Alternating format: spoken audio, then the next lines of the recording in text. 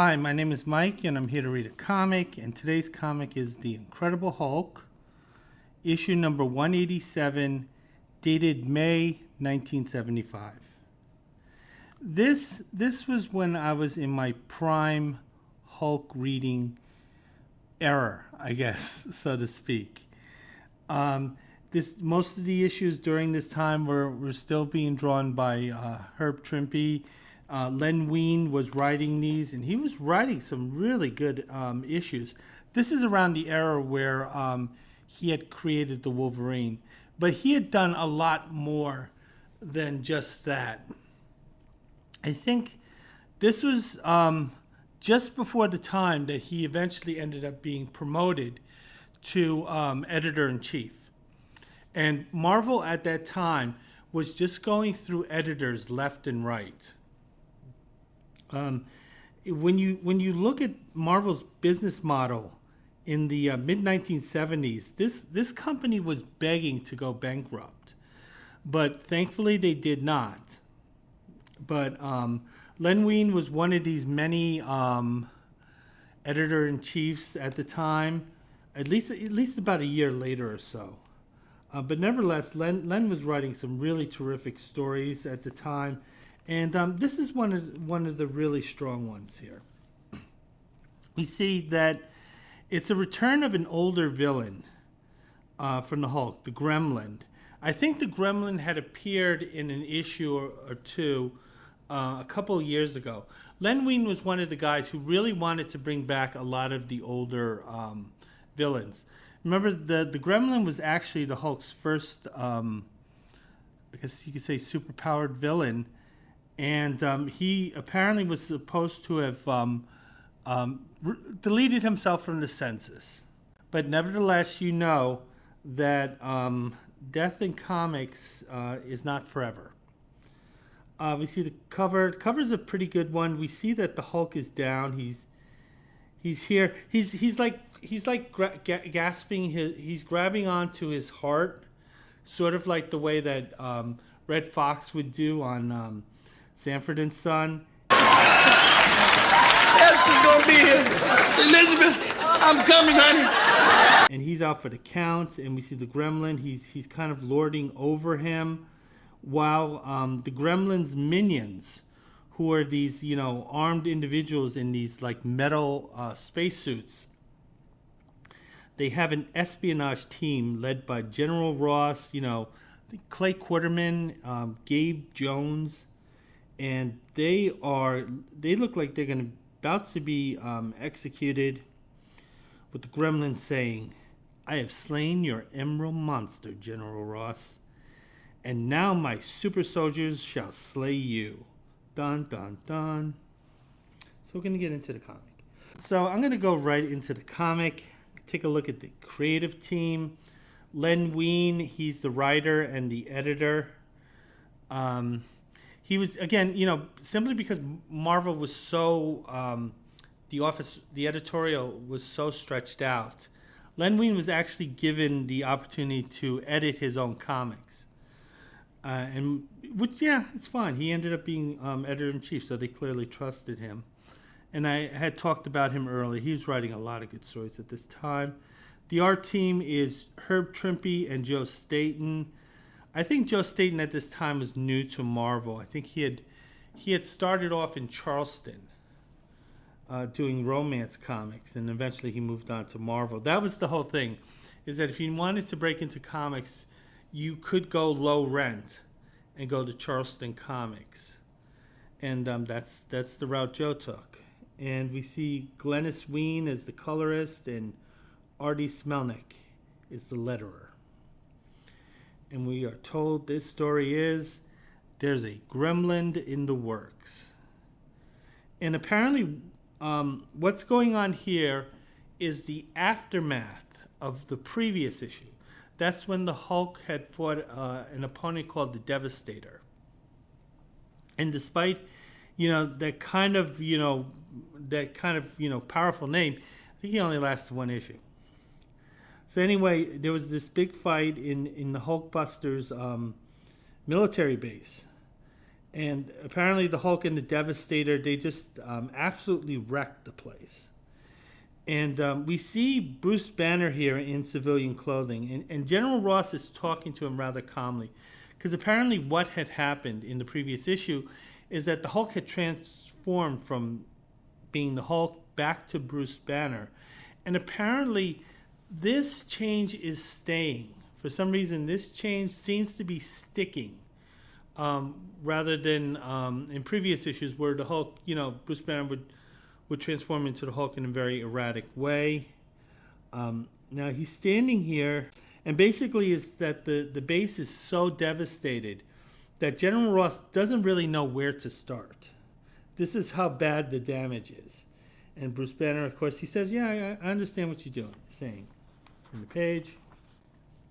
Now, one of the things I do praise often is artists who draw beautiful faces, really nice faces, and, these kind of nice figures. This is not the case with Herb Trimpe.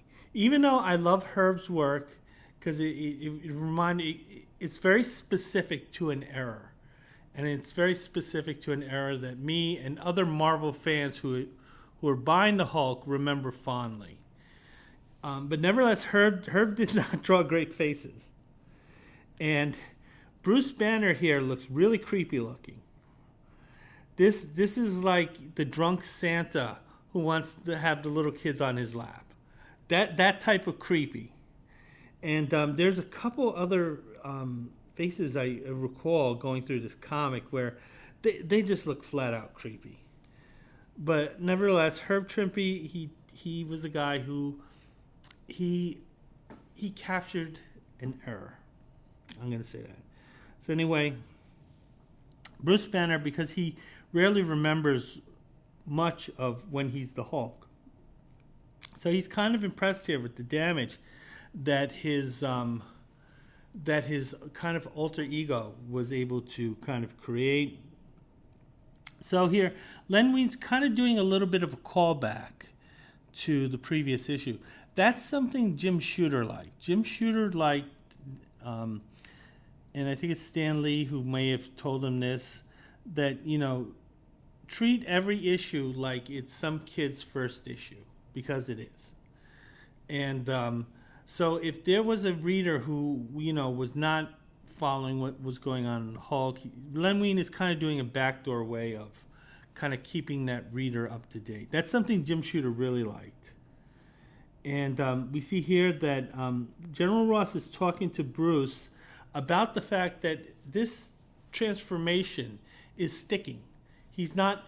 General Ross is not worried about Bruce Banner becoming the Hulk, because there's no armed escort here. It's just him and the general. Bruce is not as hopeful that General Ross is, because General Ross seems, hey, I hope it stays. And Dr. Banner, he's not quite sure whether it's going to or not. But nevertheless, General Ross is, he's kind of one of these, mind over matter guys. So he's thinking, hey, if you set yourself up to lose, you'll find a way to lose. So I want you to stay positive. And I want you to think you can overcome this. Again, so General Ross is going through the whole army spiel. Dr. Banner is saying, listen, you're going to have to shelve this sermon. And they name drop Billy Graham here. Billy Graham was the big televangelist at the time. He wasn't as bad as other ones, but, Billy Graham, we could have used a little less of him on TV. So anyway, it turns out the cavalry has arrived, and it turns out it's going to be S.H.I.E.L.D. Apparently, Nick Fury of S.H.I.E.L.D. was informed of the situation, and he had sent a helicopter over, so they're going to go to the wherever the S.H.I.E.L.D. base is at this time. Now, what we're told on the bottom of this page here is that Captain Marvel, part of the most calamitous courtroom spectacle of all time, The Trial of the Watcher. That's a comic I actually talked about. And that was actually a really good issue. So I think Marvel is sort of de-emphasizing the checklist, which I loved. And for titles that they wanted the kids to kind of keep notice of, they would print this like kind of one sentence synopsis underneath. They didn't do it on all the pages, but I think it was every other page. Turn the page. So at this point, I think we are at SHIELD headquarters, and it turns out that Betty Ross, or Betty Talbert at the time, because she had married Glenn Talbert. So anyway, Betty is married to that drip. She's hugging her father here. They're walking, arm in arm here. So maybe this father-daughter relationship is a little closer than we might think. We see Dr. Banner. He's tagging along here. It's interesting because Betty is not acknowledging Bruce at all. She's not even talking about him. And so this is very unusual since, Betty was always pining for Bruce, even when she was married to Colonel Drip. So anyway, we see the general. He's shaking hands with Nick Fury here. Nick Fury has his famous cigar out and his eye patch. And he's with other notable members of SHIELD. One of them is this creepy-looking Clay Quarterman, who has this he has this Joker grin that looks really badly drawn. So anyway, Nick Fury is promising that this trip is going to be worth it. I have a lot of things to say to you. We're gonna start the meeting immediately. And we're fine with these two civilians here who aren't like Betty. What's her clearance other than being the general's daughter? But she's in this top, secret meeting. Bruce is here. Bruce, who turns into the Hulk. Maybe they kind of shouldn't trust this guy. But nevertheless, hey, General Ross says it's okay. And Nick Fury is introducing Clay Quarterman to the other members of this meeting who may not be familiar with him. He was a character that was created by Jim Steranko. He's kind of like the happy warrior. He's super great at everything he does, and he always has a smile on his face. Obviously, this is some type of trope, but I'm not sure, what type of, happy-go-lucky, warrior he is. So anyway, Nick Fury, he's going over some of the events, and what he's saying is that we know that Colonel Talbert was captured by the Russians. We know that he's likely being held at this very, very isolated, super sophisticated base that we found in Siberia. And we ran various analysis on the make, the design. We find it to be extremely high tech. So we consider this area an area of interest to us. And they suspect that Glenn is being held at that top secret base. Turn the page.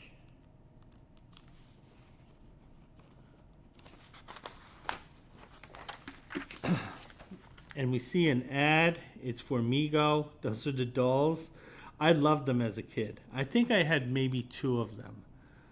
But nevertheless, I loved going to the toy store like Alexander's, and or at least the toy section of Alexander's, and just staring at these things. Turn the page. We see an ad for a correspondence course. I'm only pointing it out because this actor here, got a good-looking guy. He's smiling. He probably got paid $50 to do this, if that. And I mean, his face is etched on millions of people because if they were buying comics and reading comics at this time, they definitely saw this smiling ad. You'll turn the page. So anyway, Nick Fury, he has a kind of like a toy, a table model of what the base looks like. And they have a good idea of what the interior is like based on the outer design and based on, say, the tendencies or norms of the Russian government. I should add that the base is in Siberia, so it's in Russia. And at this time, the Cold War was very much in the headlines, and it was always a big thing with negotiations between the U.S. and Russia, and so that was in the news. So this is what Len Wein was drawing on. And so anyway, going back to Nick Fury, he's talking about the base, and what he's talking about is actually an espionage mission of actually going in there and rescuing Glenn Talbert, and doing it in a way that doesn't draw too much attention. Because again, you have the SALT talks, you have detente, you have all these important high-level, high-publicity things going on. And the thing is that they want to do this as quietly as possible, so it doesn't interfere with those talks. Because the thinking is that if the United States can break in, take what they want, which is one of their military personnel, and do it in a quiet way, the Russians won't make a big deal of it. But the thing is, they fear a situation where it gets out in the open, and it's hard to have these peace talks while you have this kind of hostage situation, because it looks like the Russians don't want to let Glenn Talbert go. And so this is what they're working on at the moment. Betty is once again alone with her dad. And again, this is only 3 panels, but there's a lot of really good emotion being displayed here, and a lot of complex, even kind of a little bit of a soap opera. But nevertheless, this is sort of the writing that Len Wein really kind of brought into comics, where Betty is worried about her husband. Her father is worried about, her husband plus other things. And Betty is somewhat apologetic, because the thing is that Betty realizes that, okay, her father has to think of more than just her husband. And Betty says she feels like kind of a fool putting that one small thing ahead of everything else. It's like the ending to Casablanca. The problems of 2 people don't mean a hill of beans. And there are other things going on. So this is kind of a Casablanca moment here. But nevertheless, General Ross, he's a good dad. He's very supportive of his daughter. He says, you know what? I see mom in you. And I see mom in you not because I want to sleep with you. I see mom in you because, she was the same way. And her personality, her strength, her intelligence, her warmth, she made me a better soldier and a better person. And I see those things in you, Betty. So she's saying, listen, your mom had the same issues too. And I said, no, you are wrong about that. And she's saying, once again, that, the mom made the dad better.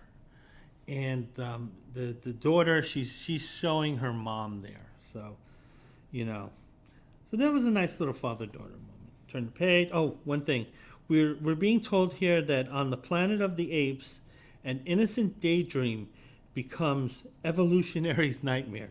That means that some of those damn dirty apes have to live in our society and see us hairless apes ruin it. Turn the page. So we're going back to New Mexico, because that's where the Hulkbusters base is. And we see the aircraft that's being prepared for this espionage trip into Russia, into that very formidable fortress. And we see the general is preparing. He has a suit on and everything. And he's telling Dr. Banner that Dr. Banner is not welcomed, that you're not going to be asked to go along on this mission. Dr. Banner wants to do so because he feels he has something that he owes Betty. That for years he has been a terrible boyfriend. Some of that's not his fault. He can't help turning into the Hulk. But nevertheless, he felt that, for a long time he was a bad boyfriend, and that he had put Betty through a lot, and he did. And he feels like he needs to repay her by, hey, I'm going to rescue your husband so you can go back and forget about me and have the happy life that I wish we were going to have. But the general's saying, no, you're not coming. He's slamming his fist on the table. He is mad. He has no teeth in his mouth. He was so angry that he knocked his own teeth out. So anyway, the general's walking away. But he feels bad. He understands why Banner wants to do it. He's sympathetic with Banner, but he's not going to comply with his request.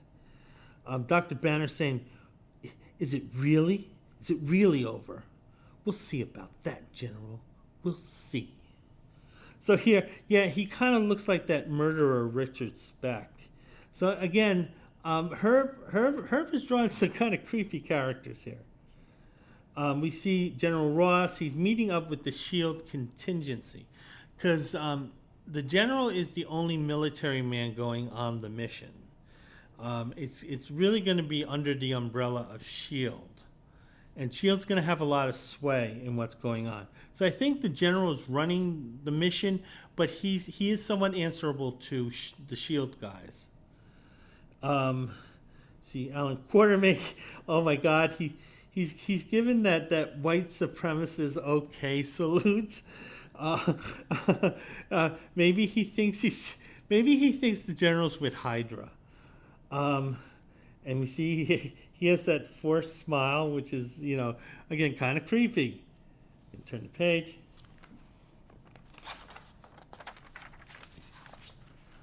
Here's an ad here. Nothing that stands out. And again, I saw this, it's the karate ad with the guy with the porn stash. The ginger with the porn stash. We've seen this before. Going back to the story. So we see the General Ross and SHIELD, they're making the last minute preparations. So they're kind of going through the objectives and what they plan on doing. However, during this time, just before the crew is about to enter the airplane, the South airplane that they're going to go into Siberia, Dr. Banner, he takes advantage of the situation, and he's on his knees, on his purple pants, and he opens up the bomber door. And he's going to be a stowaway here. And he's determined he's going to ignore all common sense, and he is going to white knight this. And even though he's allegedly doing it for Betty, I think he's kind of doing it for himself to prove that Dr. Banner can be, heroic. And he's thinking to himself, all I can do to repay her for the pain I've caused is to help her reunite with the man she loves, even though that man is not me. Again, kind of doing it for himself. Now, before we turn the page, as the plane takes off, we're told that Foggy Nelson, agent of SHIELD, this month in Daredevil number 121. I was never really a fan of Daredevil. Daredevil never bothered me, and I loved the Frank Miller run. But really, except for when Frank Miller is working on the character, I have really very little love for Daredevil. I don't dislike him. I just don't find him interesting. Turn the page. So we take a look. We're in the cockpit of the plane. We see General Ross. He's in the back. He's still smoking his cigar. We see Alan Quartermain, Clay Quartermain, giving this really creepy look on his face. I'm kind of wondering whether he's going to ask the general if he wants a handy or something, or maybe the general would like him to sit on his lap or something, because he's really kind of creepy here. And Quartermain's asking what the general is thinking, and he's thinking. It sounds like he's saying something somewhat insightful. It really isn't. Just thinking, Quartermain, remembering, and that's the one problem I'll have to live with. Good, bad, or indifferent, your memories are all you really have in the end. Now, he's not wrong, but at the same time, I don't think it's that insightful. But nevertheless, they have to talk about something. And the plane is getting closer and closer to Russia. We find out they're 89 minutes away from their target. And mind you, this is deep in Siberia. And we see the design of the plane. We see the cockpit. Alan Quartermain's like a Indiana Jones type character. He's the pilot. Clay's the pilot. Ross is armaments. So basically, when it comes time to firing the missiles or dropping the bombs, Ross is in the seat to do it. We do see there's a navigator. So the navigator is kind of in the background. I guess the navigator is getting information from the pilot is getting information from the navigator.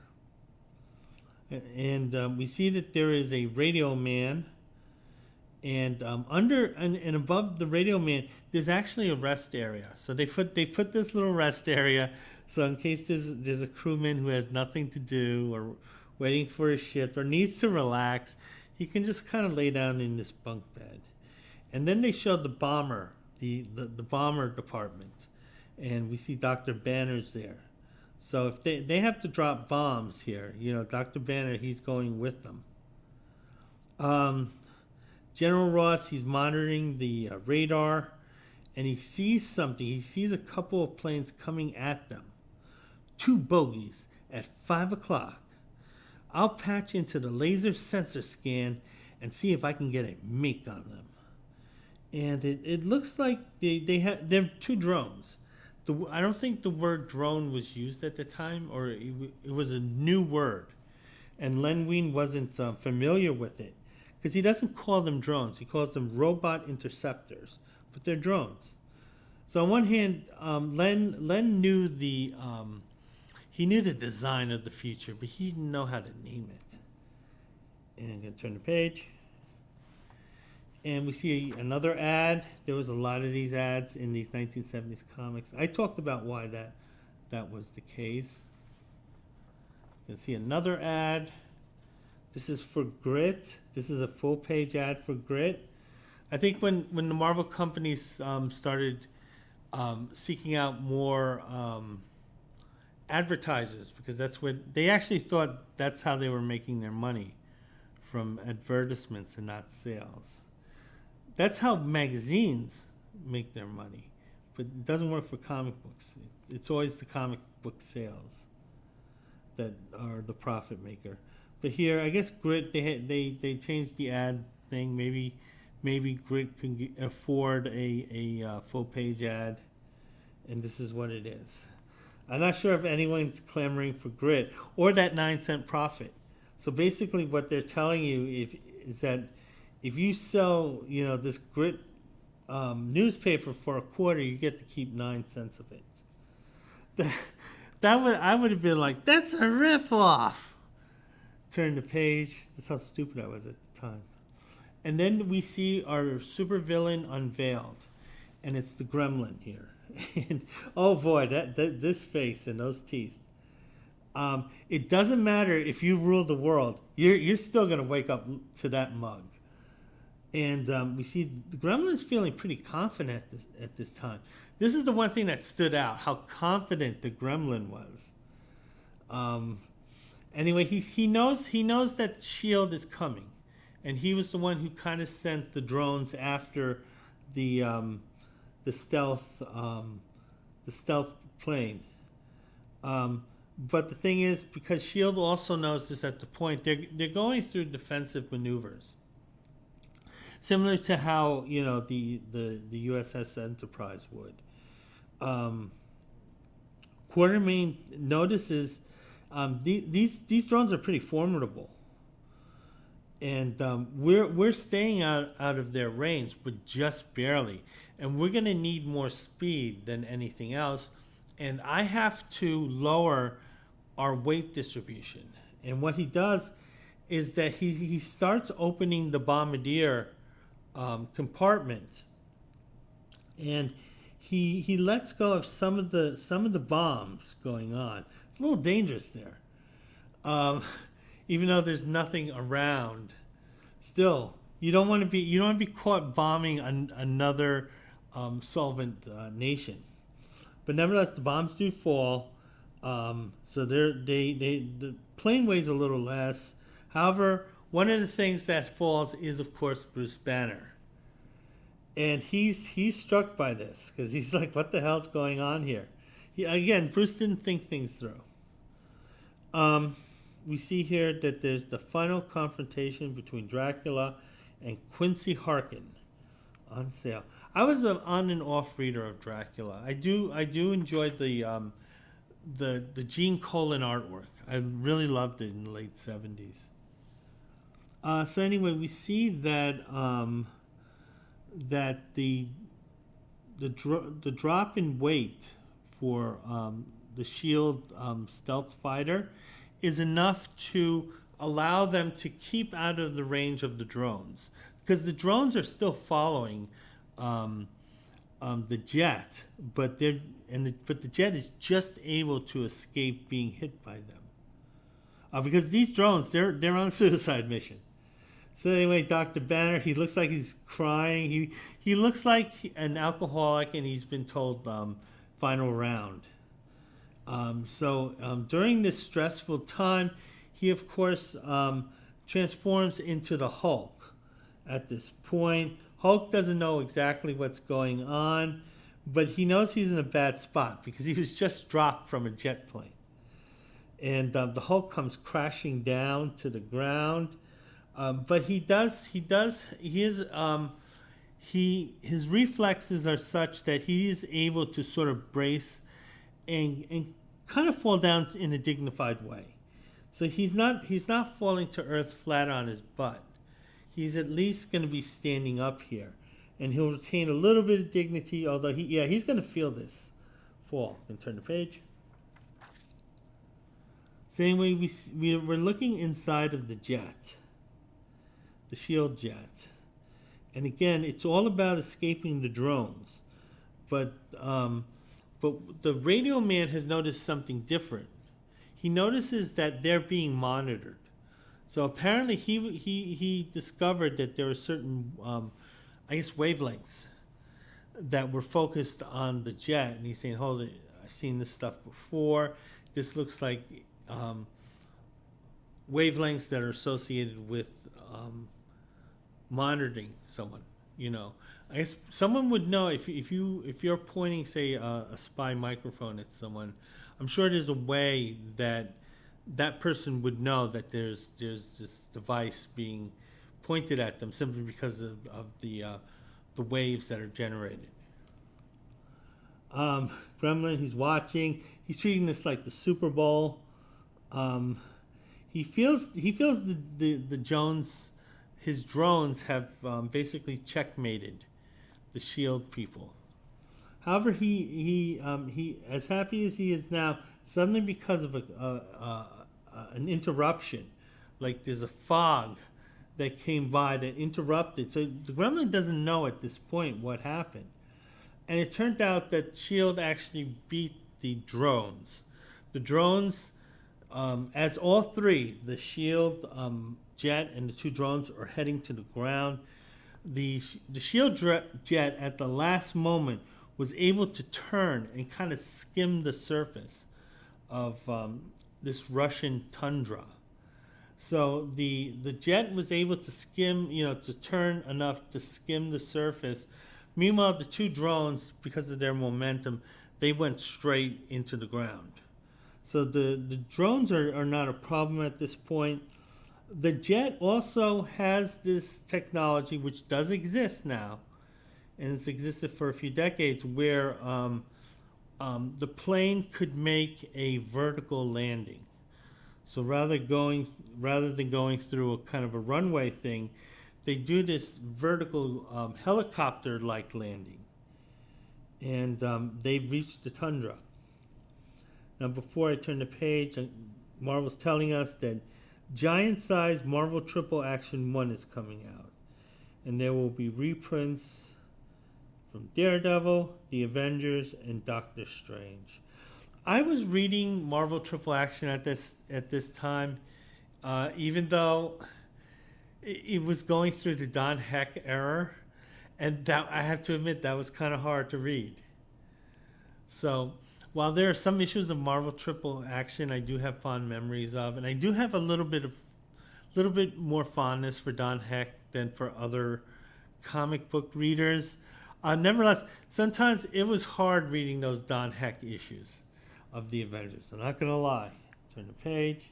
So the General Ross and the SHIELD team, they get out of the jet here that is vertically landed, and they see the mountain fortress, and it's called Bitterfrost. So this mountain fortress that's holding Glen Talbot, it actually is named, and it's named Bitterfrost. And so they have a name for the target. They see it. They're impressed by it. Obviously, that you can build such a fortress in such an isolated part of the world. But nevertheless, they're there for a mission. They're not thrill seekers. These guys are not going to go the way of the Ocean Gate people. They're not here as tourists. Even though I'm sure if you offered tourist packages to this place, there would be rich, dumb people who will jump at it. So the SHIELD men take off. Now, one of the things is they're not going to walk across the tundra. They're going to use these jet packs that are attached to their backs here, which is technology that has existed since the 1960s. The problem with it is that when the electricity, if the power goes off, you basically have a boulder on your back, and that's something you don't want to do when you're going against gravity. So that's why this is never caught on. But nevertheless, we live in a James Bond universe. The men here, they get right to the fortress's walls, and they break into the fortress. They have a special ray. They're going in. We see the men. The SHIELD men are going through first. Clay Quarterman here. He is watching their asses go through here. So these guys are bending down. They got their butt showing. And then you see Alan, Clay Quarterman, he's like all hunched over and just kind of, hey guys. And General Ross is just looking in terror here because he knows on one hand he can't really accuse this guy of being, you know what, but at the same time, General Ross is like, I don't want this guy checking out my ass. So that little drama is going. Oh, it looks like Alan went in first. So the general kind of said, listen, you're not looking at my ass. You go first. As the general is entering, one of the SHIELD men, he sneaks up on a guard that's guarding that part of the fortress. And all the comic book writers at that time, they all read each other's work. And I'm sure Chris Claremont, who's like a really supportive guy of his colleagues, and he really was an admirer of a lot of them, he was reading this issue. And he remembered this little espionage thing. And he used it in 116. And I bet you this is the inspiration for that scene. But Chris Claremont, he did it way better. It was way more dramatic. The stakes were high. There was much more emotion. This is not to not dunk on Len, but Chris, he saw something and he says, I can make it better. saying we got the Hulk. The Hulk is sentient here. He finally shows up in this last panel. He's absolutely confused. Because remember, the Hulk has this crackhead mentality. And there are certain environments where crackheads are not going to be comfortable. And usually they need a lot of people around them to be uncomfortable. So there's no one here. And this is terrible for Hulk. There's no one to ask spare change of. Because once again, crackheads, spare change is important. Because remember, crackheads need 5 things to survive. They need crack. They need more crack. They need spare change to get more crack. And then they have food, but they kind of either dumpster dive or steal it from the supermarket.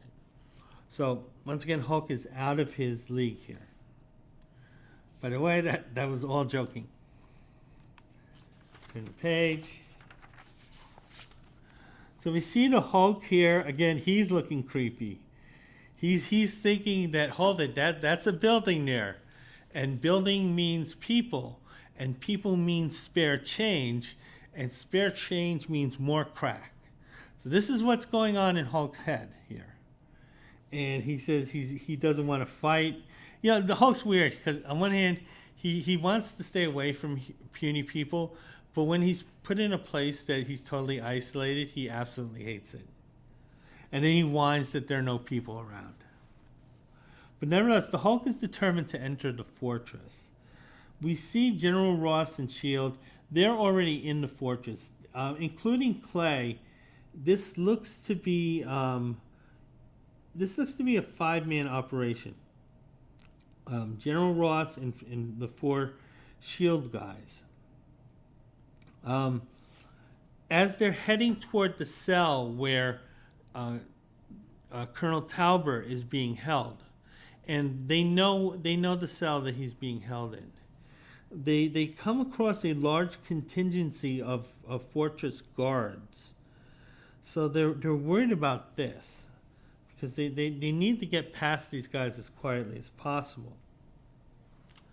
However, as this is happening, there's a distraction coming this way, and it's in the form of the Hulk. And the Hulk is heading to that fortress. And he again, crackhead mindset, he is thinking spare change. The Gremlin sees the Hulk on his monitor. He has mixed feelings at this point. On one hand, he's happy that the Hulk is here because he has grudges to kind of square away. But on the other hand, he doesn't want the Hulk inside the fortress because he's saying, hold it, it's taking way too long to build this thing. I'm really comfortable here. So I can't have this crackhead, going through my fortress here and destroying everything. But I still want to fight that guy. I just want to fight him on my ground.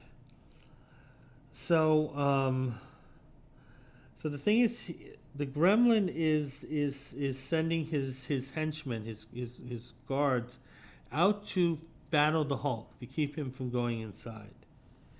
And we're also told that the last time the Hulk and the Gremlin met was in issue 163. So you figure that was probably maybe a year and a half, 2 years. And I'm going to turn the page. And before I go back to the story, I'm going to look at the letters page. This is Greenskin's grab bag.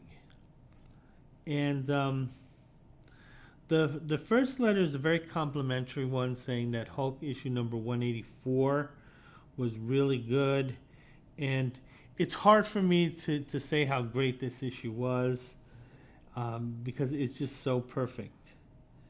And this is from Peter from Oregon. The editorial likes the letter, of course. Lots of compliments. He's telling them how great Roy is, and they're also mentioning Roy is having additional editorial duties. So they're saying that not only Roy writing these great stories, but he's also editing and doing other things. beyond his pay grade. But the thing they're mentioning here is that Len is finding that the extra job duties aren't affecting his storytelling. Now, this became an issue with the X-Men because Len Wein was the original writer, and Chris Claremont, who was in the background helping out, but he clearly wanted that title because he knew the possibilities. He saw those possibilities. And as Len's workload got heavier and heavier, it did start to affect his writing duties. And one of the writing duties that Len had given up was being the main writer for the X-Men. So really, Chris Claremont took over the X-Men fully in issue number 97. But the previous issues, Claremont still was helping, but he was still answerable to Len, because Len was much higher on the totem pole, so to speak, than Chris at the time. Okay, so I'm going to get to the next letter. Again, they liked issue number 184. They liked Herb's work. And because he wrote Len was writing these very human stories here. And again, there's a little drop to the weary editorial staff. Again, the staff is asked to do a lot of things. And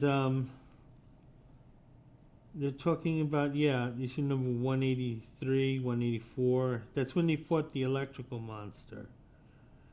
And he's talking about bringing back X-Mew. That was the hairy white guy. With the hair that's white, not that he's Caucasian. And 184, they're just editorial saying thank you.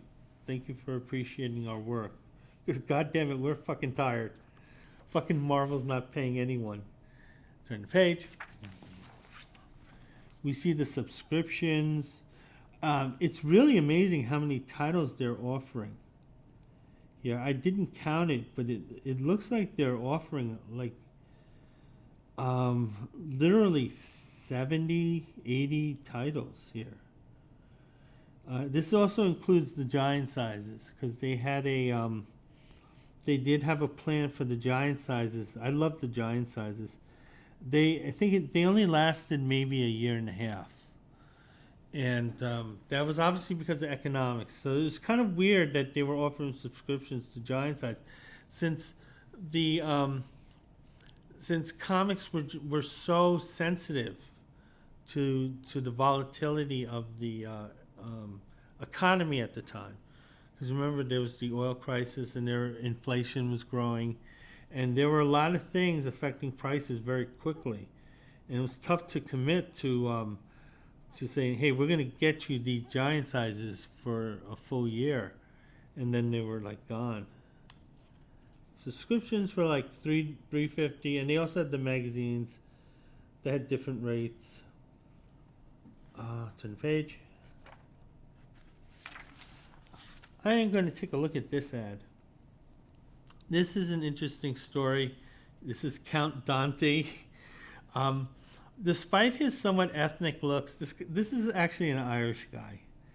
And he kind of had this interesting story where, he was the deadliest man alive, and he had a dojo, and there was another dojo in town, and there was actually some type of conflict between the two, and there people did actually get murked during this. It was this dojo fight where these guys, two schools are fighting against each other. It's sort of like Cobra Kai, but with adults and adult weapons. I'm going to turn. There is a documentary on Netflix. I heard it's very good. Turn the page. So we're going to get into the story. We get back into the Bitterfrost Fortress. Now, at this point, the Gremlins' attention is turned entirely on the Hulk, and the resources of the fortress are dedicated to stopping the Hulk.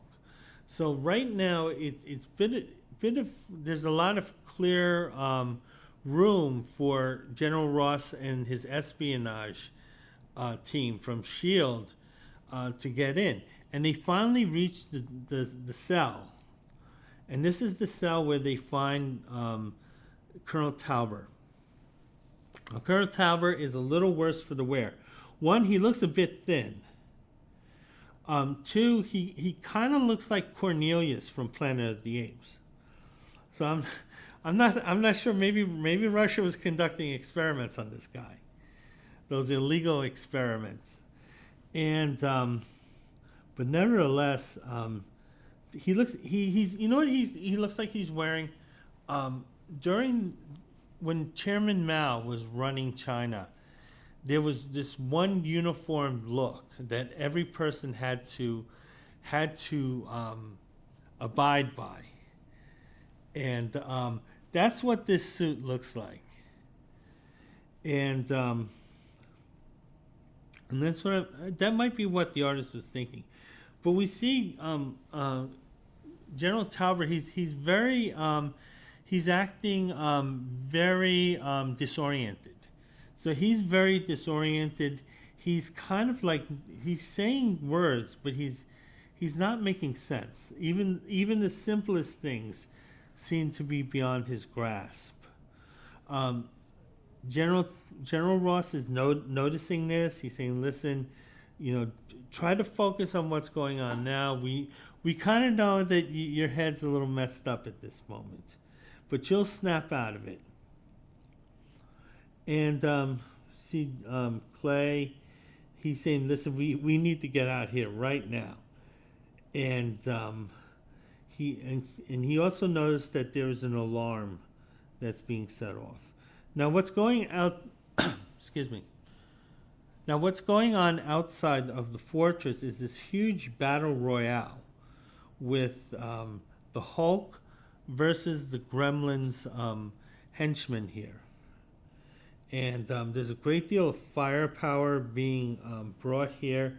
It's kind of bothering the Hulk, Again, he has that crackhead mentality, so he's assuming that he's the hero of this fight, and with them it's just like one battle after another, and the Hulk is kind of thinking, hey, maybe I shouldn't have bothered these guys.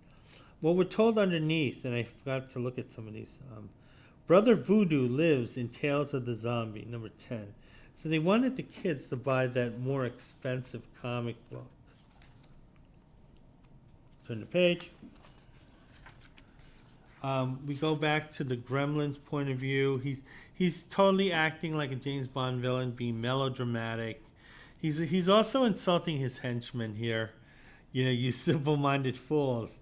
Hey, if you're surrounded by idiots and you pick those idiots, maybe you're the idiot gremlin. Nevertheless, he's not going to look at it this way.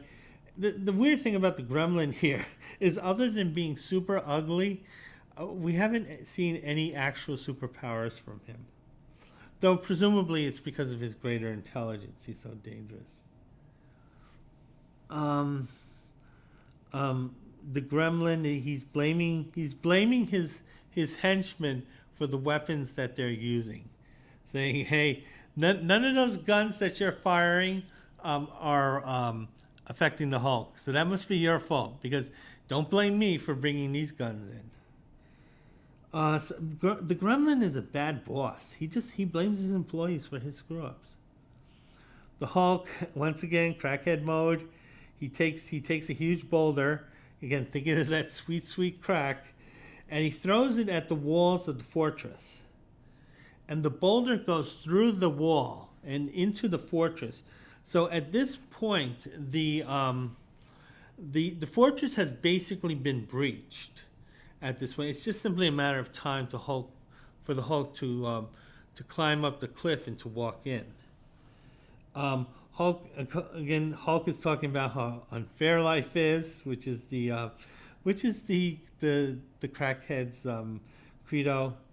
It is not fair. Hulk does not want to fight, but always puny humans force Hulk. Hulk tried to fight, not to fight with humans. So once again, crackhead mentality, feeling sorry for problems that he mostly created, or she created. And this is, And then Hulk says in the next panel, Hulk even smiled at them as Hulk came. Like, again, crackhead mentality. Hulk smiling is the minimum you can do as a social human being.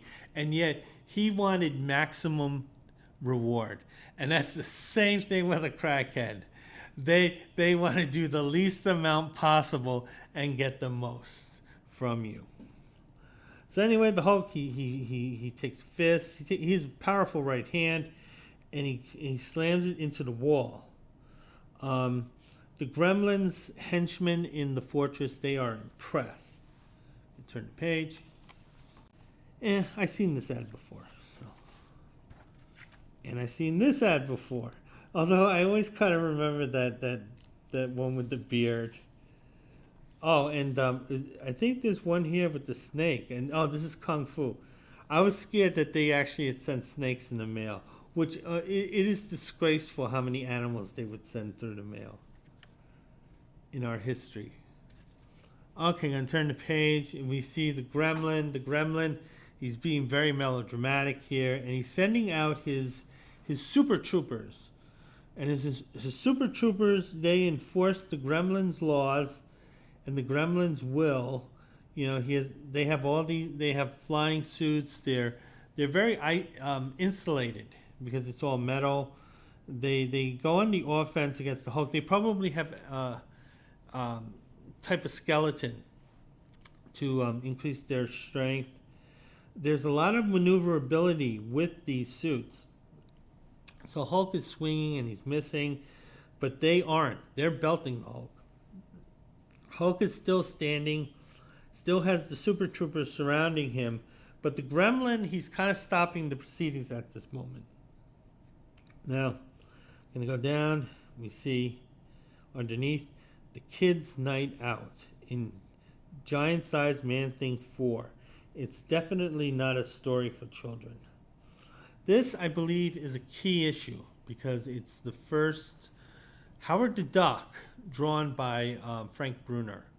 And Frank Brunner had a very famous run with two comics during this time. One was Doctor Strange, and the other was Howard the Duck. And Frank, I believe, did 4 stories of Howard the Duck, but there were disputes between him and Gerber, because the thing is that Brunner was adding stuff that Gerber did not approve of or know of, because again, the artist got to plot out the story, so the artist had a lot of say in what's going on, and Frank was doing things that Steve Gerber didn't like. And that led to that breakup. And then they brought in Gene Colan. Gene Colan's going to do what you ask him to do. So all of that was to say that this Giant-Sized Man-Thing number 4 was Frank Brunner's first Howard the Duck. It was a really good issue. I didn't read the Man-Thing story, even though they were pretty good at the time. I just read the Howard the Duck story, and it was a great story. Those first 2 giant sizes of Howard the Duck and Man-Thing 4 and 5 are great. Turn the page. So anyway, we go back to the espionage team. Because at this point, they're still somewhat undetected, because all the resources are focused on the Hulk. No one's really checking the rest of the fortress here.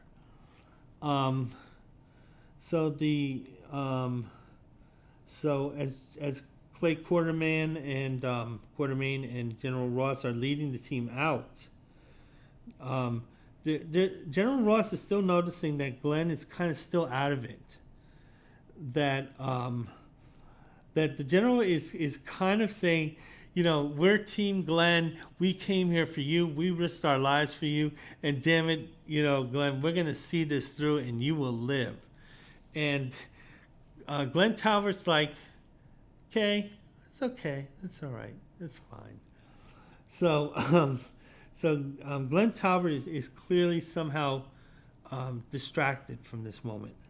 So if we go back to another part of the fortress, this is where the Hulk is fighting the Super Troopers, and we see the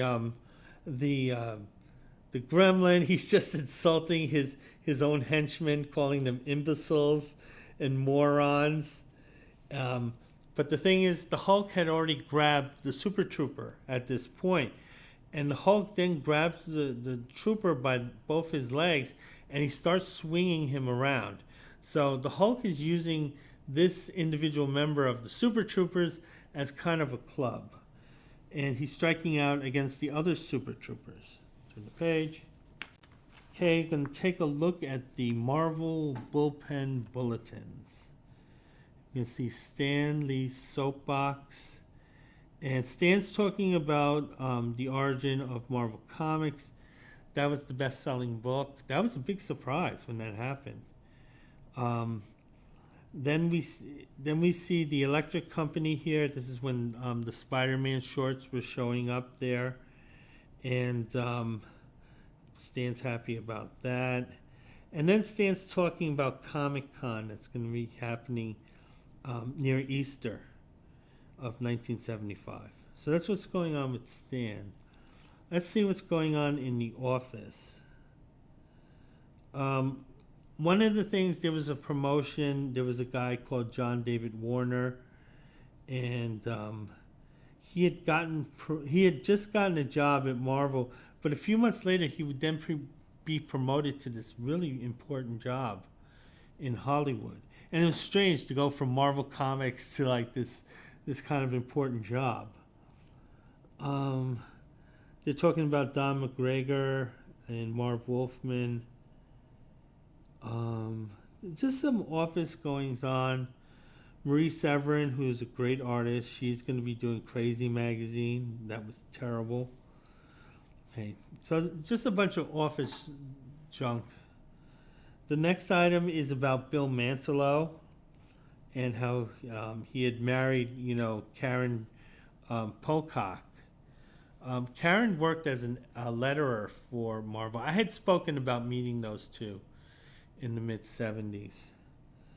And apparently they had gotten married up in the Cloisters. The Cloisters are like in Upper Manhattan. They're originally from Europe, and John Rockefeller, he brought that entire monastery brick by brick to New York, and they rebuilt it brick by brick. And yeah, they had to write the numbers on the bricks and all that. Apparently his wedding was a joyous occasion, and it turned out that Bill actually found that there was a kind of a super heroic situation where a vehicle had, the brakes had failed, and the vehicle was heading toward a wall. The thing about the Cloisters, it's hilly. It's on top of a hill, so there are a lot of these steep hills.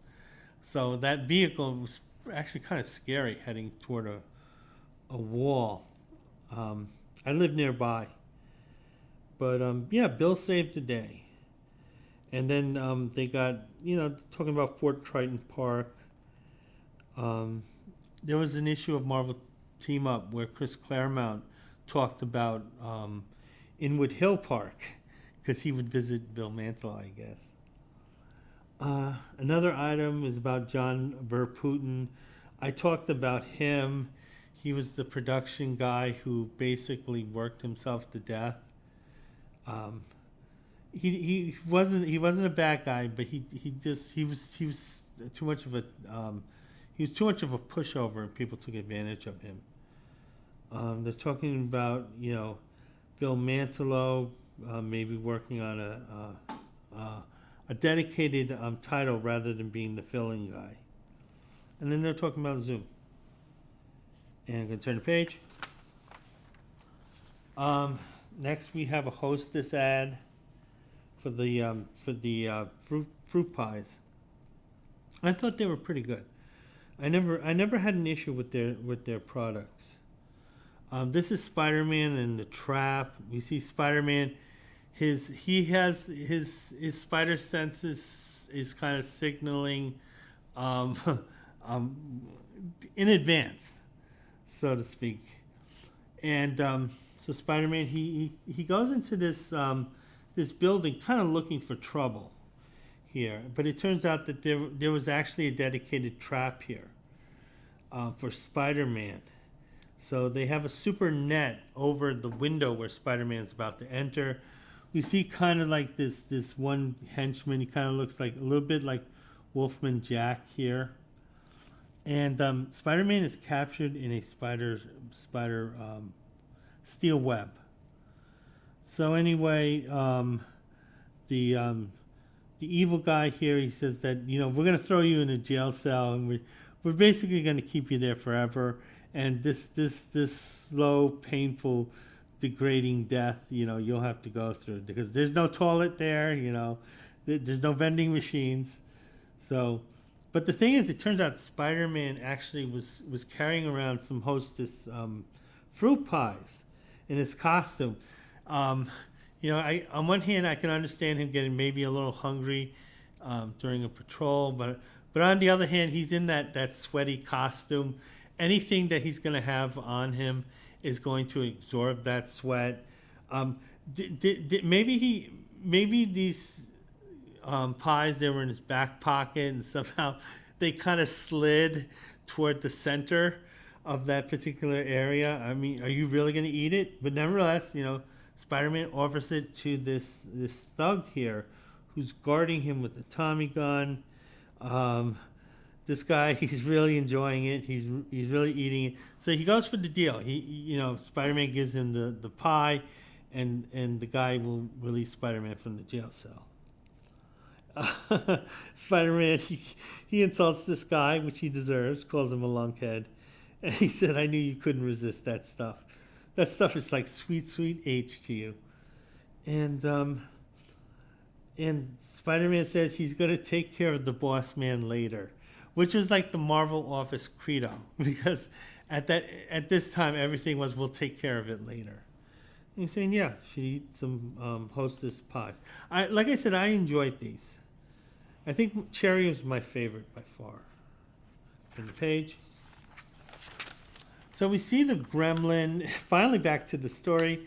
We see the gremlin here. He's lording over. You know, he's basically being like the evil wrestling manager here at this point.